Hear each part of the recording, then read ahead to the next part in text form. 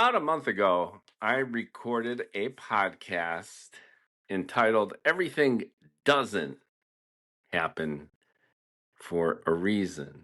And I covered a lot of emotional and even practical ground in that rant. And it was largely focused on this belief, this erroneous belief that we are special, that destiny unfolds inexorably, and that we are nothing but the victims of our own fate.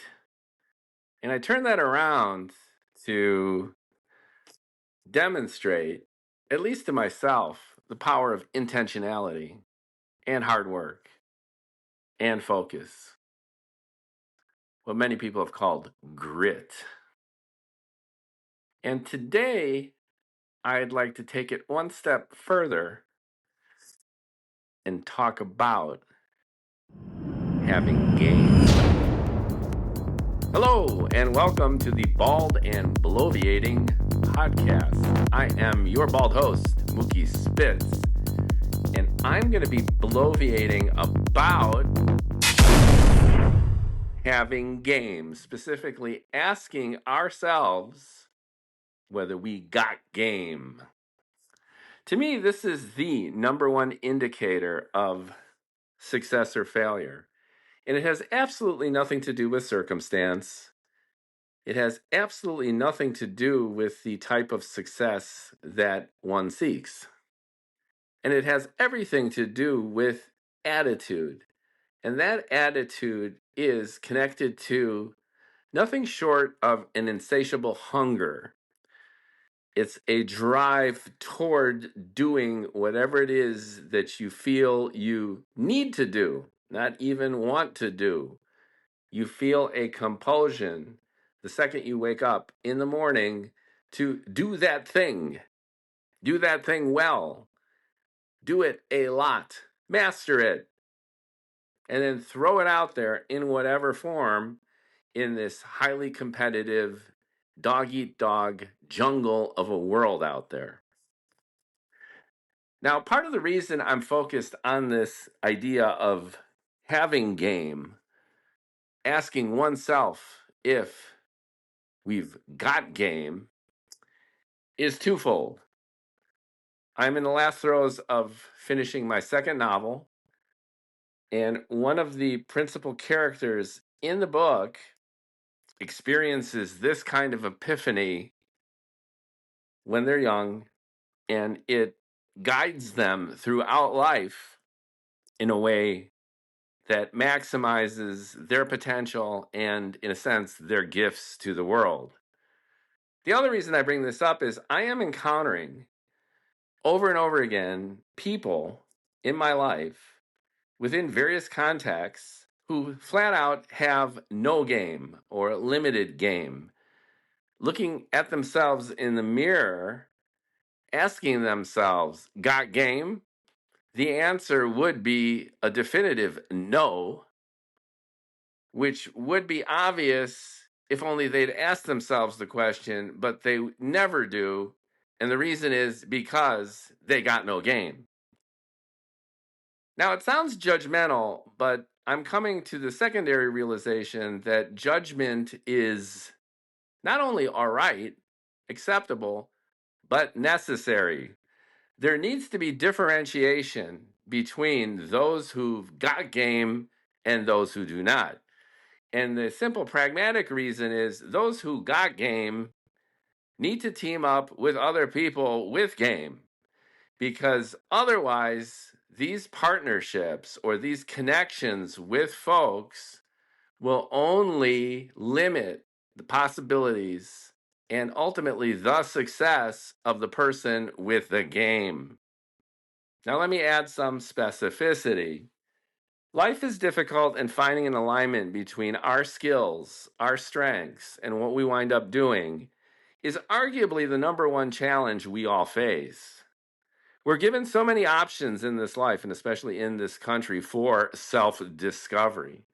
Oftentimes, it's particularly difficult to focus in on let alone recognize the particular strengths and skills that we bring to bear, and then adapting ourselves and ultimately aligning ourselves to a career, a job, the pragmatic aspects of everyday life. How do we make coin? How do we support ourselves? If we start a family, how do we support them, help support them? And this mismatch, this frequent, if not ubiquitous mismatch between who we are as a person, what we can and want to do, and what we do well with the things that we actually do, plagues all of us. And arguably, the definition of the good life, a life that we love to live realized, is contingent on making this exact kind of alignment. I'm really good at X, so I do it a lot. And as I do X more and more, I get better and better at it. And I get so good at X that I like it even more, to the point where I'm so good at it that I'm able to turn this into a career so that I never have to work another day in my life, as the old cliche goes. Find something you love, do it a lot, get good at it, throw it out there, and people will recognize the enthusiasm that you bring to bear regarding your own strengths, your own abilities, and reciprocate in kind, because you're making their own lives better through these skills that you have acquired by loving what you do, getting better at it, and flipping it into a career. Booyah! That is, in a sense, the encapsulation of the American dream, because within America, we have the unique opportunity to be all we can be. Few people, institutions, the government are holding us back. Now, we can make endless arguments about DEI and politics. Now, the whiplash to the whiplash to the whiplash. And that would require another 10 podcasts and 86 guests. But I'm going to 86 this entire conversation, because I will make the blanket statement as a self-identified, bald, middle-aged white guy that there is discrimination, racism, endemic, systemic problems in this country. But that said, this country, more than most countries, affords people the unique, unprecedented, and amazing opportunity to realize their dreams if they only better align to their own strengths. There's always going to be impediments. There's always going to be obstacles to being all you can be and doing what you think you could or should do, what you're destined to do if you were. In America, right now, we are positioned in a way that the smartest and best and most profitable ideas in the room can win, contingent on not giving up, contingent on flexibility. If you get doors closed and you get punched in the face, move on. And the greatest impediment, I would argue, again, self-identifying as an air quote privileged white bald dude, is to just keep going. We need to keep going. Have grit.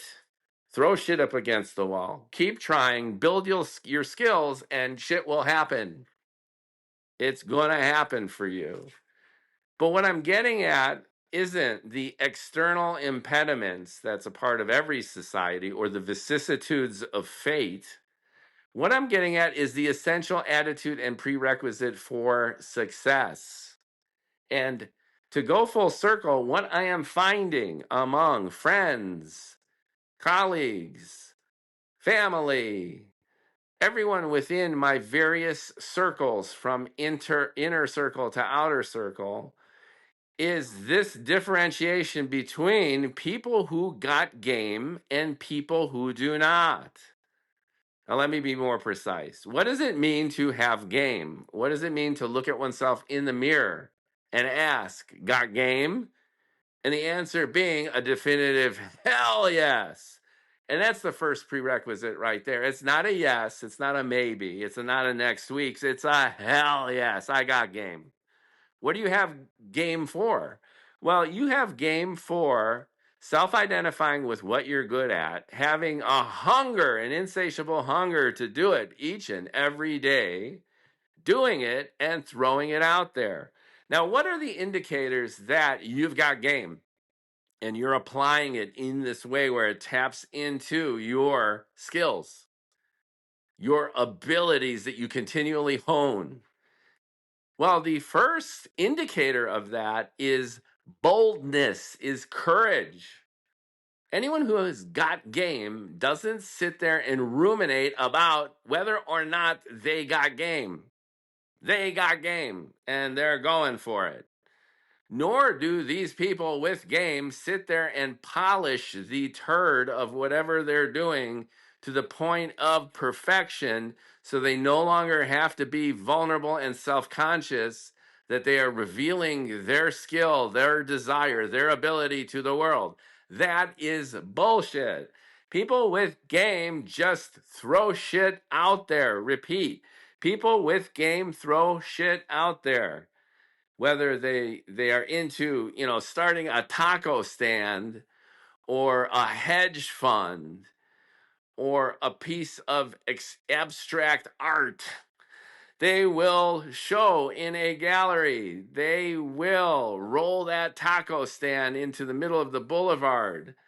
They will get those customers and get those tens of millions of dollars and instill in others the confidence and a similar kind of confidence and courage that this person knows what they're doing because why? They got game.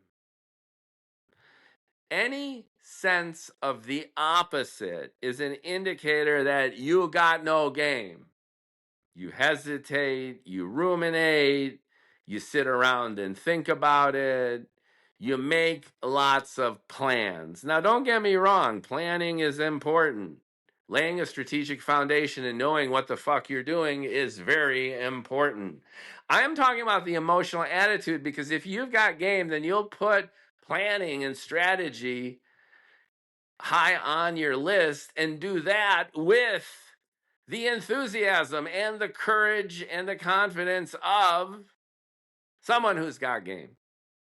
So the first sign that someone has got no game is hesitation. They're not, hell yeah. They're maybe, I'll think about it. Get back to me in 3 weeks. Let me stew on this. Let me put it into Chat GPT and see what the AI thinks. Once again, it's good to plan, it's good to research, but you can feel it. You can feel it when a person is not into it, when they're going through the motions, when they are full of shit. They might not even know they're full of shit, but they're intimating to you, often unconsciously, that they're full of shit because they're not, hell yeah, let's do this thing. They are afraid, they are lazy, they are just filling in space, filling in time, and more often than not, they've got ulterior motives. They are engaging with you, or they're planning with you, or they're in the initial stages of doing things with you, but they don't really have game. They are playing around, they're filling time. They're exploring, they're making excuses. Maybe part of them feels that they could or would or should do this, but it's not gonna happen. So it behooves people with game, and I think the number one prerequisite for being successful in a team, in a partnership, in any kind of human connection to accomplish any goal is to clearly ascertain and verify that everyone involved has got game. Now, people will bring different kinds of game, and there's different ways of expressing game. Some people are shy and taciturn, introverted. Other people are extroverted and bombastic. And it can become illusory and it could be deceptive.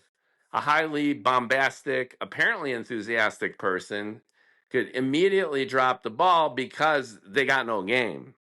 And then a deeply introverted, shy, circumspect, taciturn person might prove to have the biggest game of all.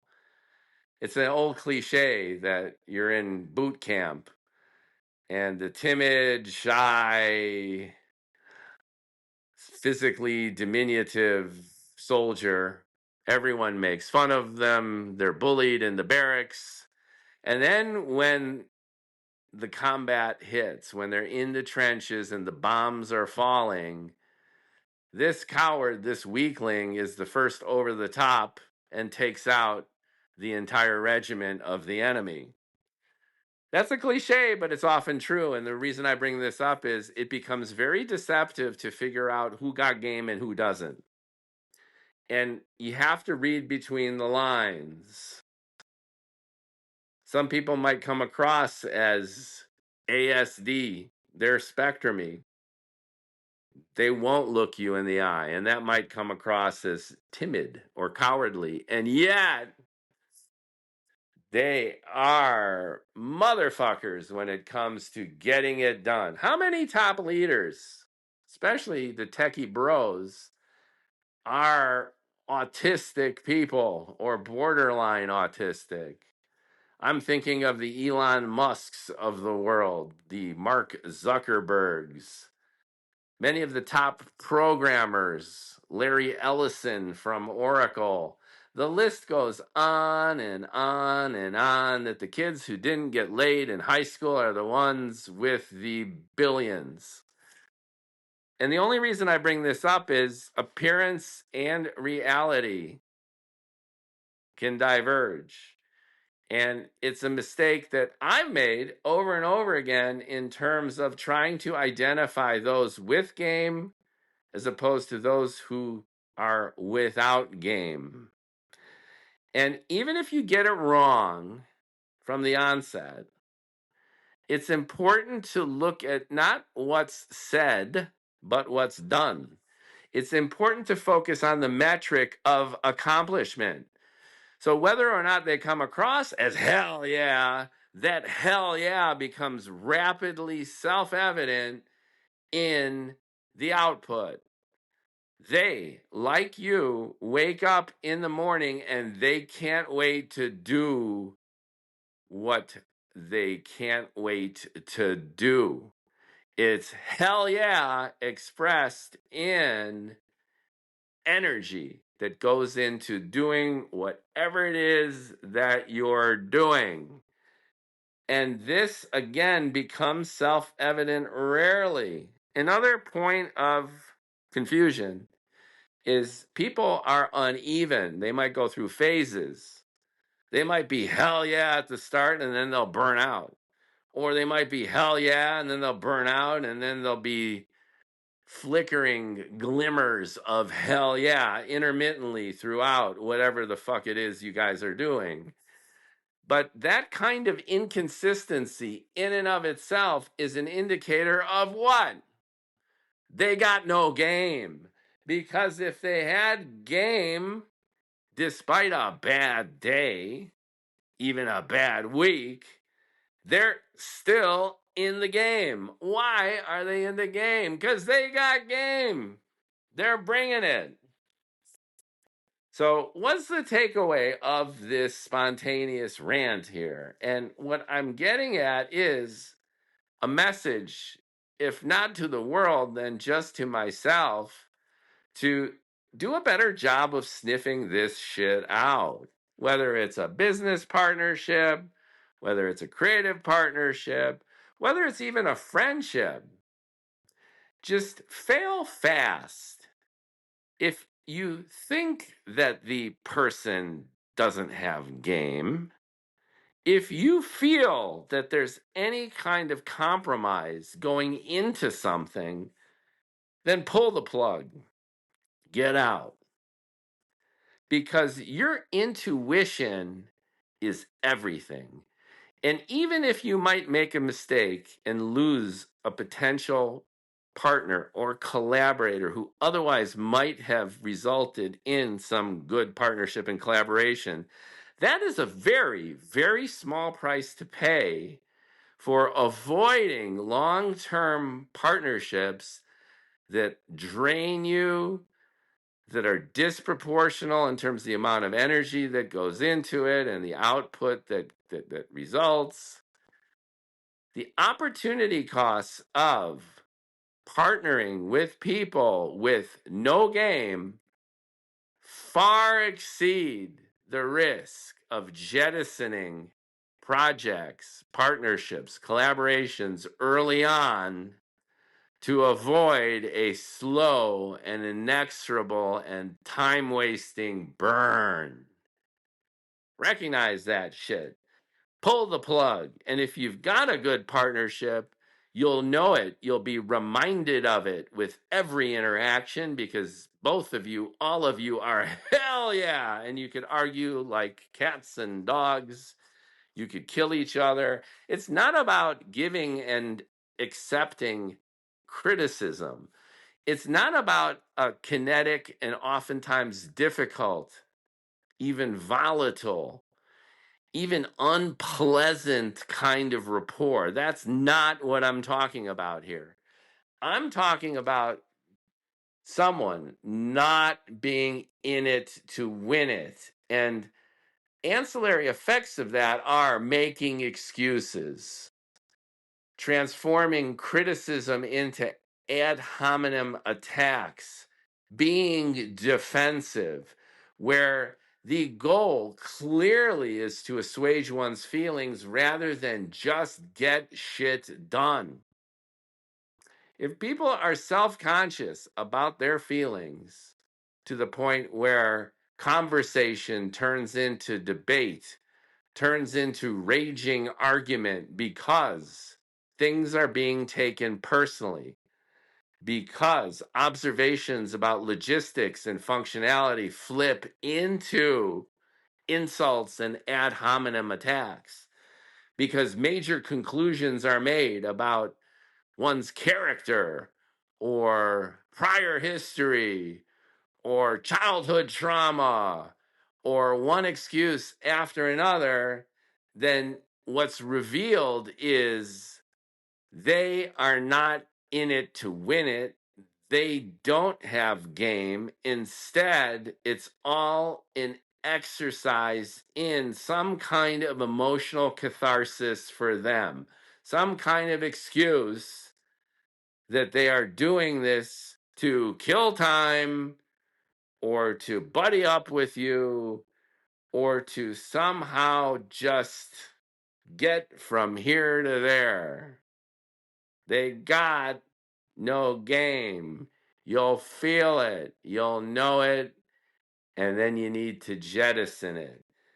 And if you're hearing this and I'm coming across as an asshole, then more power to me.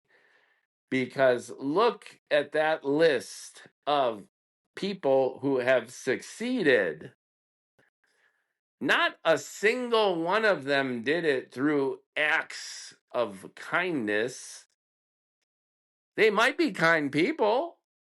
I'm not saying you should be unfair to people, mean to people, manipulative, abusive. All I'm saying is that you got to have game. You shouldn't play unless you've got game. And the only way to win and the only way to accomplish anything is by having game and playing the game. And I feel better for merely articulating this. And I'm sure if you've gotten this far in my rant, you can relate. You can relate from either side of the house. Either you don't have game and you're sick and tired of assholes like me with this attitude, or you're like, hell yeah, this bald guy is on point. How many times have I had to deal with people who just don't have any game.